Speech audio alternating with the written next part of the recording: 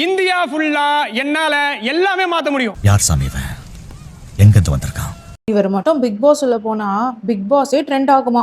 அதுவும் சென்னை தமிழ்நாடு மட்டும் இல்ல, இந்தியா ஃபுல்லா ட்ரெண்ட் ஆகுவாராம். பிக் பாஸுக்கே சோறு போடுவேங்கிறாரு, கூட வந்த ஃபீமேல் கண்டஸ்டன்ட்டுக்கு வேலை வாங்கி தரேங்கிறாரு, செட்டில் பண்றேங்கிறாரு. இதெல்லாம் யாரா உன்கிட்ட கேட்டா? யாரா நீ? இதெல்லாம் நம்புற மாதிரியாங்க இருக்குது. நம்பிட்டாங்களே, நம்பி கிரீன் கார்டையும் கொடுத்துட்டாங்களே. என்னங்க எனக்கு ஒண்ணுமே புரியல. அதுதானப்பா எனக்கும் புரியல.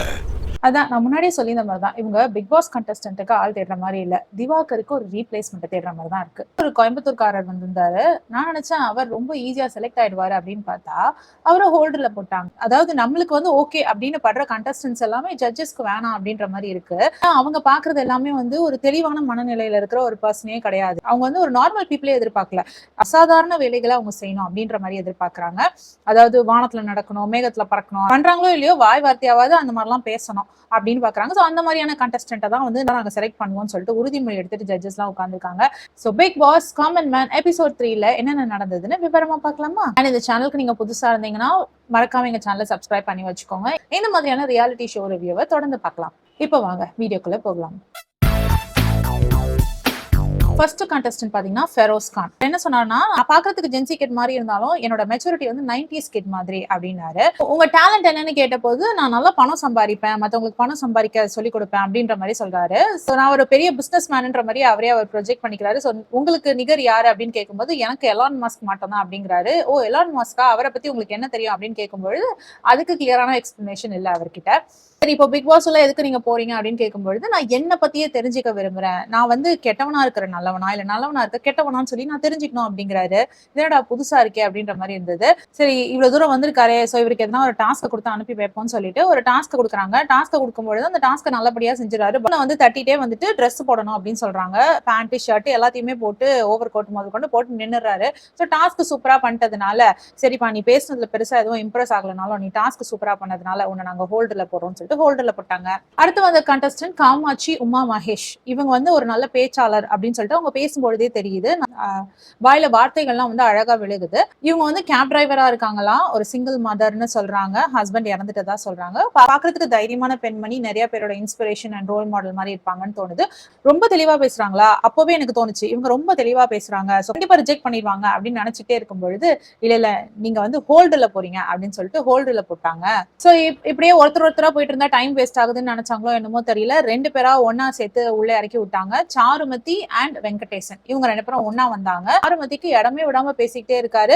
சரி, வெங்கடேசன் பேசுறாரே அதுல எதனா அர்த்தம் இருக்கா அப்படின்னு பார்த்தா ஒரு அர்த்தம் இல்ல, ஒரு லாஜிக் இல்ல. அவர் என்ன சொன்னார்னா, அப்பா இல்லாம சிங்கிள் மதரால வளர்க்கப்பட்ட ஒரு மகன் அப்படின்னு சொல்லி சொன்னாரு. அது வரைக்கும் ஓகே. வந்து ஒரு கம்பெனி இருக்கு, நான் வந்து 2 கோடி ரூபாய் டர்ன் ஓவர் பண்ற ஒரு பிசினஸ் மேன் அப்படின்ற மாதிரி சொன்னாங்க. நீங்க ஏன் பிக் பாஸ் வரணும்னு கேட்டதுக்கு வந்து நான் பிக் பாஸ் வந்தேன்னா பல பேருடைய வாழ்க்கை வந்து முன்னேறும், என்னோட 2 கோடி டர்ன் ஓவர் வந்து அப்படியே 10 கோடி 20 கோடின்னு சொல்லிட்டு ஜாஸ்தி ஆயிட்டே போகும், அதனால நிறைய பேருக்கு வேலை வாய்ப்புகள் கொடுப்பேன், என்னால பல பேர் முன்னேறுவாங்க, சோ அதுக்காக நான் வந்துட்டு பிக் பாஸ் போகணும் அப்படின்னு சொல்லி சொன்னாரு.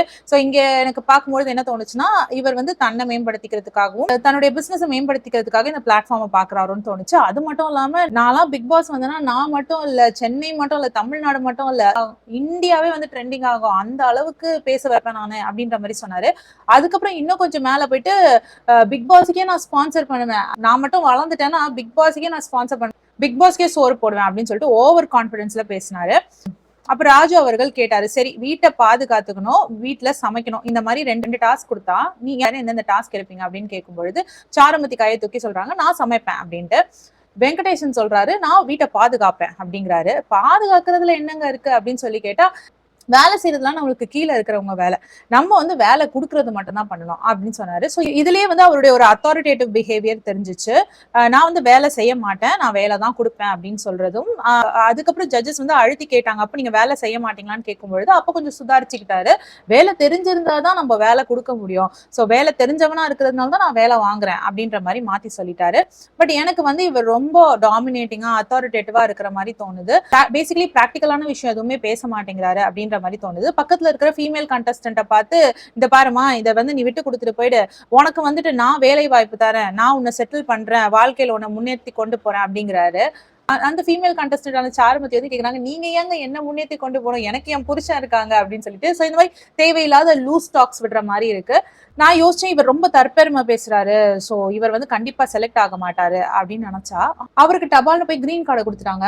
கூட வந்து இந்த சாருமதி என்ன சொல்லியிருந்தாங்கன்னா, நான் இவ்வளவு நாள் மத்தவங்களுக்காக வாழ்ந்துட்டேன், இனிமே என் வாழ்க்கையை எனக்காக வாழ போறேன், அதுக்காக தான் இந்த பிக் பாஸ் வாய்ப்பு எனக்கு வேணும், நான் யாரு அப்படின்றது வந்து ப்ரூவ் பண்ணணும், அதுக்கான ஒரு மேடையா தான் நான் இதை பாக்குறேன் அப்படின்ற மாதிரி சொன்னாங்க. சரி இருந்தாலும் வந்து வெங்கடேசன் பேசும்பொழுது வெங்கடேசனை மீறி சாருமதியால அவங்க ஸ்பேஸ் எடுத்துக்க முடியல. வெங்கடேசன் தான் டாமினேட் பண்ணி நிறைய பேசிக்கிட்டு இருந்தாரு. சாருமதிக்கு வந்து பேச வாய்ப்பு கம்மியா தான் கிடைச்சது. இருந்தாலும் பரவாயில்ல அப்படின்னு சொல்லிட்டு சாருமதிய ஹோல்டர்ல போட்டுட்டு வெங்கடேசனை வந்து செலக்ட் பண்ணிட்டாங்க. இது வந்து பெரிய ஷாக்கா தாங்க இருந்தது. இந்த மாதிரி கண்டஸ்டன்ட் தான் உங்களுக்கு வேணுமா அப்படின்ற மாதிரி இருந்தது. அதாவது தற்பெருமை பேசுற, மத்தவங்க எல்லாம் வந்துட்டு தாழ்வா நினைக்கிற இந்த மாதிரியான மைண்ட் செட் உள்ள ஒரு பர்சன் தான் உங்களுக்கு வேணுமா அப்படின்ற மாதிரி இருக்கு. இன்னொன்னு வந்து காமன் மேன்னு சொல்லிட்டு எனக்கு வந்து யாரை செலக்ட் பண்றீங்கன்னு தெரியல. நிஜமாவே வந்து ஒரு நார்மல் பர்சன் வந்து இப்படிலாம் பிஹேவ் பண்ண மாட்டாங்க. நார்மல் பர்சன் வந்து நீங்க காமன் மேன் சொல்லி உள்ள அனுப்புற மாதிரி தெரியல.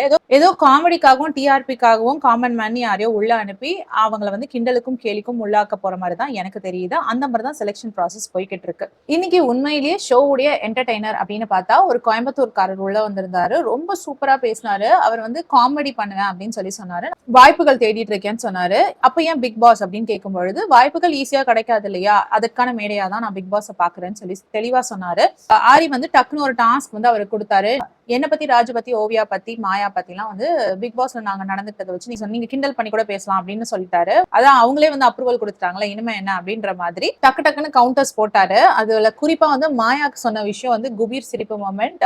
வாரம் ஃபுல்லா பண்றதெல்லாம் பண்ணிட்டு வீக்கெண்ட்ல வந்து ரொம்ப அமைதியா நல்ல பொண்ணு மாதிரி உட்கார்ந்துப்பாங்க.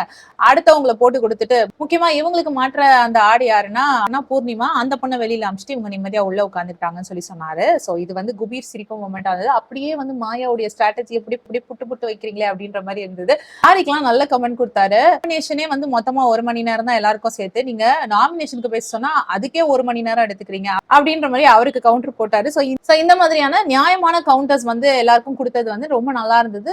நல்ல ஃபன்ஃபில் பர்சனா இருக்காரு, நல்ல என்டர்டெய்னரா இருக்காரு, கண்டிப்பா இவரை செலக்ட் பண்ணிடுவாங்க அப்படின்னு நம்ம எதிர்பார்த்துட்டே இருக்கும் பொழுது இல்ல, இவர் ஹோல்ட் அப்படின்னு சொல்லிட்டு ஹோல்டர்ல போட்டாங்க. இல்ல எனக்கு புரியல, இவர் வந்து கரெக்டான ஆப்டான கண்டஸ்டன்ட் மாதிரி தான் எனக்கு தெரிஞ்சாரு. இவருக்கு என்டர்டைன்மெண்ட் இருந்தது, நல்ல பேச்சு திறமை இருந்தது, ஸ்பான்டேனியஸா அவர் வந்து எல்லா விஷயங்களையும் செஞ்சாரு. அப்புறம் எதுக்காக ஹோல்டு அப்படிங்கிற மாதிரி தான் இருந்தது. இல்ல இந்த 3 ஜட்ஜஸும் வந்து உண்மையாவே அவங்களே தான் முடிவு எடுக்கிறாங்களா, இல்லைன்னா வந்துட்டு சேனல் ஏதாவது இவங்களை ஃபோர்ஸ் பண்ணதா முடிவு எடுக்கிறதுக்குன்னு தெரியல. ஏன்னா ஒரு கண்டஸ்டன்ட பார்க்கும் பொழுதே தோணும்ல, கண்டிப்பா செலக்ட் ஆயிடுவாருன்னு நமக்கெல்லாம் தோணும் பொழுது அந்த 3 ஜட்ஜஸ்க்கு மட்டும் வேற மாதிரி தோணுதே, அது ஏன் புரியல. அடுத்த கண்டஸ்டன்ட் ஜேசன். இவர் வந்த உடனே இங்கிலீஷ்லயே பேசிட்டு இருந்தாரு. சோ இதுக்கு முன்னாடி கிரஹம் அப்படின்னு ஒரு கண்டஸ்டன்ட் வந்தார் இல்லையா, அவரை வந்து உங்களுக்கு தமிழ் பேச வரலன்னு சொல்லி ரிஜெக்ட் பண்ணி அனுப்பிச்சாங்க. சோ அந்த மாதிரி தான் இவரையும் ரிஜெக்ட் பண்ணி அனுப்புவாங்கன்னு நினைச்சேன். ஆனா வந்து அவர் அப்புறமா இல்ல, எனக்கு நல்லா தமிழ் பேச வரும்னு சொல்லிட்டு தமிழ்ல பேச ஆரம்பிச்சாரு. நல்லா தான் தமிழ் பேசுறாரு. நான் வந்து நிறைய அச்சீவ் பண்ணிருக்கேன், நிறைய கோல்டு மெடல்ஸ் வாங்கியிருக்கேன் அப்படின்னு சொல்லிட்டு அவர் அச்சீவ்மெண்ட்ஸ் எல்லாம் வந்து லிஸ்ட் பண்ணாரு. அதெல்லாம் கேட்கும் பொழுது இது இவ்வளவு தூரம் சாதிச்சுட்டு நீங்க எதுக்கு இந்த மேடை அப்படின்னு ஆரி அவர்கள் கேட்டாங்க. அதுக்கு அவர் வந்து ஒரு வேலிடான பாயிண்ட் சொன்னாரு. இவ்வளவு சாதிச்சாலும் என் பேரை நீங்க சொல்லல இல்லையா, நான் தானே உங்களுக்கு என்ன அறிமுகப்படுத்திக்கிட்டேன், சோ என் பேர் வந்து சொல்லாமலே மத்தவங்களுக்கு தெரியணும் அப்படின்னு கேட்டோம்னா ராஜு வந்து அப்ப நீங்க செலிபிரிட்டி ஆகணுமா அப்படின்னு சொல்லி கேட்டா, அப்படி கிடையாது, என்னோட பேரை மட்டும் இல்ல, என் பேர் மூலமா என்னோட எக்ஸ்பீரியன்ஸை வந்து மக்களுக்கு தெரியப்படுத்தணும் அப்படின்ற மாதிரி சொன்னாரு. இது வரைக்கும் ரொம்ப நல்லா தான் பேசிட்டு இருந்தாரு. ஆனா திடீர்னு என்ன ஆச்சுன்னு தெரியல. அவர்கிட்ட கேட்கப்பட்ட கேள்வி என்னன்னா, ஒரு கேம்னு வந்தா அதுல ஜெயிக்கிறது முக்கியமா இல்ல ஹானஸ்டா இருக்கிறது முக்கியமான்ற மாதிரி கேள்வி கேட்டதுக்கு, ஜெயிக்கிறது தான் முக்கியம், என்ன பண்ணினாலும் ஜெயிக்கலாம், இப்ப ஹானஸ்டா எல்லாம் தப்பு பண்ணி நம்ம ஜெயிக்கலன்னா அதை வந்து எல்லாரும் ஜெயிக்கலன்னு அசிங்கமா பேசுவாங்க. அதே டைமுக்கு ஜெயிச்சுட்டு நம்ம தப்பு பண்ணியிருந்தா கூட அவங்க கிட்ட போய் சாரி கேட்டுக்கலாம், சோ சாரி மூலமா சரி பண்ணிக்கலாம், ஆனா திரும்பி நம்மளால ஜெயிக்க முடியாதுல அப்படிங்கிறாரு. இந்த பாயிண்ட் வந்து ஏத்துக்கவே முடியாது. அது எப்படி ஒரு நேர்மை எல்லாம் விளையாட்டை வின் பண்ணி அந்த வின்னிங் வந்து எப்படி உங்களுடையது ஆகும் அப்படின்ற மாதிரி தான் தோணுச்சு. இந்த ஆன்சருக்காகவே அவரை ரிஜெக்ட் பண்ணுவாங்கன்னு நினைச்சேன். கடைசியில பார்த்தா அவரையும் செலக்ட் பண்ணிட்டாங்க. எங்க பிக் பாஸ்க்கு மெயின் கிரைட்டீரியாவே ஹானஸ்டின்னு சொல்றீங்க. இவர் வந்து ஓப்பனாவே சொல்றாரு, நான் வந்து ஹானஸ்டா இருக்க மாட்டேன், விளையாட்டுல வின் பண்ணோம்னா நான் ஹானஸ்டா இருக்க மாட்டேன்னு. ஆனா இவரை பிடிச்சி உள்ள அனுப்புறீங்களே, உங்க கிரைட்டீரியாவே சுத்தமா புரியலைங்க. ஏதாவது செலிபிரிட்டிஸ் வந்து உள்ள போனோம் அப்படின்னு நினைச்சிட்டு இருக்கீங்களா, பிக் பாஸுக்கு என்னென்ன குவாலிஃபிகேஷன் சொல்லி இதை வச்சு ஒரு கேஸ் ஸ்டடி நடத்தி கிளாஸ் எடுத்துட்டு போங்க. இல்லைன்னா வந்து நாங்க உங்களை ஓட் பண்ணி எவிக் பண்றதுக்கு முன்னாடி சேனலே எவிக் பண்ணி அமைச்சிருவாங்க போல இருக்கு. அடுத்து ஐஸ்வர்யா வெர்சஸ் அபிநயா, இவங்க 2 பேர் வந்தாங்க.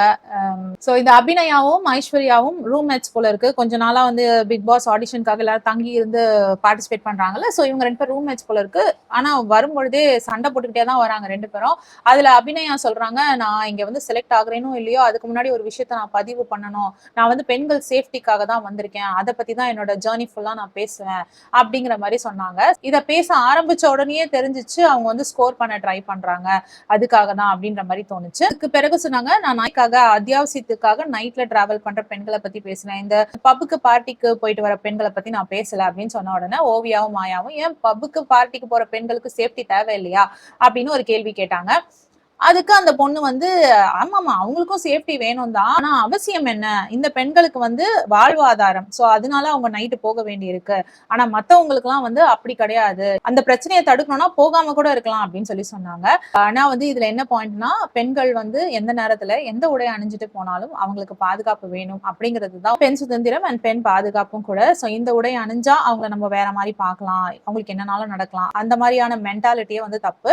சோ பெண்கள் பாதுகாப்புன்னு வரும்பொழுது எந்த பெண் எப்படி இருந்தாலும் அவங்க பாதுகாப்பா போயிட்டு பாதுகாப்பா வீட்டுக்கு திரும்பி வரணும். சோ அதுதான் வந்து பெண்கள் பாதுகாப்பு. சோ அபிநயா இதை பத்தி பேச ஆரம்பிச்ச உடனே ராஜு வந்து கண்டுபிடிச்சிட்டாரு இது வந்து ஒரு ஸ்ட்ராட்டஜியா யூஸ் பண்றாங்கன்னு சொல்லிட்டு. சோ அபிநயாவை அங்கேயே ஸ்டாப் பண்ணி, நீ நல்லா பேசுறமா, ஆனா அவன் பக்கத்துல நிக்கிறா பத்தியா ஐஸ்வர்யா, அந்த பொண்ணோட சேர்ந்து பேச, நீங்க 2 பேரும் டிபேட் பண்ணிக்கோங்க. உங்களுக்கு டாபிக் என்னன்னா, சோசியல் மீடியாஸ்ல எல்லாம் வீடியோ போடுறாங்கல்ல, அவங்க வந்து தான் எப்படி இருக்கிறோமோ அதே தான் ப்ரொஜெக்ட் பண்ணணும்னு சொல்லிட்டு அபிநயா பேசணும். ஐஸ்வர்யா வந்துட்டு அப்படி அவசியம் இல்ல, அவங்க வந்து பர்சனலா ஒருத்தரா இருக்கலாம், இருந்தாலும் பப்ளிக் ப்ரொஜெக்ட் பண்றத வேறையா இருக்கலாம் அப்படின்ற மாதிரியான ஒரு விஷயத்த டிபேட்டா வச்சு பேச சொன்னாங்க.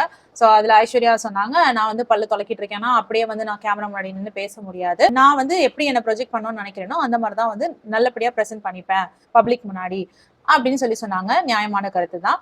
ஆனா வந்து அபிநயா சொன்னாங்க, அப்படி நீ பண்ணனா அது வந்து ஃபேக், நீ எப்படி இருக்கிறியோ அப்படியே தான் இருக்கணும் அப்படின்னு. எது பல்லு தேய்ச்சிட்டு இருந்தா அப்படியே பல்லு தேய்ச்சிக்கிட்டே வந்து கேமரா முன்னாடி நின்று பேசணுமா? சரி ஏதோ டிபேட் பண்ணணும்னு சொல்லிட்டாங்க, அதனால அவங்களும் டிபேட் பண்ணாங்க.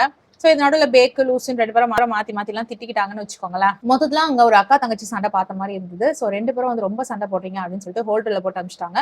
வெளியில கேமராமேன் நிப்பாங்கல்ல, இந்த சண்டையை வந்து நம்ம இப்படியே விட வேண்டாம், இது ஒரு கண்டென்ட் ஆக்கலாம்னு சொல்லிட்டு அவங்க 2 பேரையும் ஒன்னா கூப்பிட்டு வச்சு, உள்ள போயிட்டு வந்தீங்களே அது என்ன கதையாச்சு, 2 பேரும் இங்க சண்டை போட்டுக்கோங்க, அங்க விட்டதை இங்க பிடிங்க அப்படின்ற மாதிரி சண்டை போட விட்டாங்க.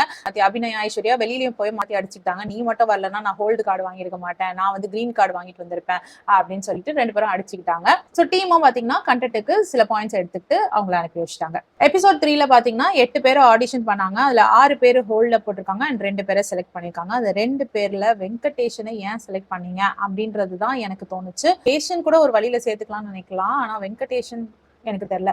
நீங்க வந்துட்டு அவர் என்ன மாதிரியான கண்டஸ்டன்டா பாக்குறீங்க அப்படின்னு கமெண்ட் செக்ஷன்ல சொல்லுங்க. சோ காமெடி மொமெண்ட் அப்படின்னு பார்த்தா அந்த கோயம்புத்தூர்காரர் வந்து மாயாவை கலாய்ச்சார்ல, சோ அதுதான் வந்து காமெடி மொமெண்ட். ரெட் பிளாக் மொமெண்ட்னு பார்க்கும்போது ஜேசன் அவர்கள் சொன்ன விஷயம் தான், ஜெயிக்கணும்னா ஹானஸ்டி தேவை கிடையாது, ஜெயிக்கிறது தான் முக்கியம் அப்படின்னு அவர் பேசினது வந்து எனக்கு ரெட் பிளாகா தோணுச்சு. கண்டிப்பா வந்து நேர்மை இல்லாம நீங்க ஒரு விஷயத்த பண்ணீங்க, அது மூலமா உங்களுக்கு ஒரு வின் கிடைச்சதுன்னா எப்படி நீங்க அந்த வின்னை வந்து சந்தோஷமா ஏத்துக்க முடியும்? நேர்மையா இருந்து ஒரு காரியம் உங்களுக்கு கிடைக்கலன்னா அது ரொம்ப சந்தோஷமான விஷயம். நேர்மையா இல்லாம ஒரு காரியம் உங்களுக்கு கிடைச்சிருக்குன்னா அது வாழ்க்கை ஃபுல்லா உங்களை உறுத்திட்டு தான் இருக்கும். கிரீன் பிளாக் மொமெண்ட்னு பாத்தீங்கன்னா கோயம்புத்தூர் கண்டஸ்டன்டோட இயல்பான பேச்சு சொல்லலாம், அதுக்கப்புறம் ஸ்பான்டினிட்டி சொல்லலாம். டக்குன்னு வந்துட்டு ஒரு டாஸ்க் கொடுத்த உடனே எங்களை கலாய்ங்க அப்படின்னு சொன்ன உடனே 3 ஜட்ஜஸையும் ஹாஸ்டையும் வந்து டக்குன்னு சராமரியா கலாய்ச்சது ரொம்ப நல்லா இருந்தது. ஸோ அதை வந்து கிரீன் பிளாக் மொமெண்டா பாக்குறேன். சர்ப்ரைசிங் மொமெண்ட்னா அகைன் வெங்கடேஷன் வந்துட்டு செலக்ட் பண்ணதான் சர்ப்ரைசிங் மொமெண்டா இருக்கு. இந்த மாதிரி கண்டஸ்டன்ட் எல்லாம் ஏன்பா எடுக்கிறீங்க அப்படின்ற மாதிரி தான் இருந்தது. சரி அவர் கடைசி வரைக்கும் போகிறாரா அப்படின்றத வந்து பொறுத்திருந்து பார்க்கலாம். இப்போ ஹோல்டுல போட்டிருக்காங்க இல்லையா, ஸோ இந்த கண்டஸ்டன்ஸ்க்குலாம் வந்து இந்த ஏஞ்சல் டெவில் டாஸ்க் எல்லாம் நடத்த போறாங்க போல இருக்கு. அதனாலதான் ஆடிஷனுக்கு அவ்வளோ பெரிய ஒரு மேடையை அமைச்சு வச்சிருக்காங்க. ஸோ இன்னும் நிறைய என்டர்டைன்மெண்ட் நம்மளுக்காக காத்துக்கிட்டு இருக்கு. காமன் மேன் சொல்லி கூப்பிட்டு நிறைய பேரை நல்லா அடிச்சு அனுப்ப போறாங்க அப்படிங்கிறது வந்து நல்லா கிளியரா தெரியுது. எபிசோட் 3 பாத்தீங்கன்னா உங்களுடைய ஒப்பீனியன் என்ன? வெங்கடேஷன் அண்ட் ஜேசன் செலெக்ஷன் வந்து கரெக்ட்னு உங்களுக்கு தோணுச்சா அப்படின்னு கமெண்ட் செக்ஷன்ல சொல்லுங்க. சில கண்டஸ்டன்ஸ் இவங்க செலக்ட் ஆயிருக்கலாம்ப்பா அப்படின்னு உங்களுக்கு யாரு தோணுச்சு அப்படின்றதையும் கமெண்ட் செக்ஷன்ல சொல்லுங்க. அடுத்த வீடியோல உங்களை வந்து மீட் பண்றேன். நான் by from Jemimah. Take care.